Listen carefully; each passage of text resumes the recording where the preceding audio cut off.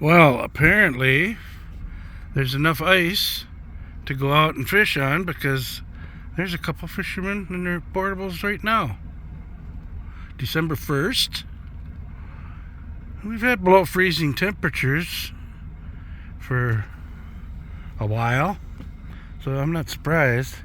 It's just, that's a shallow lake, and this here, Lake Amelia, is a deeper lake, and it doesn't freeze as quickly as the shallow lakes do.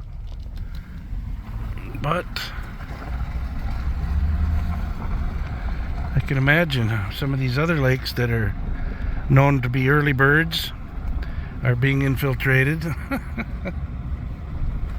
But this is a short one, so thanks for watching. Bye.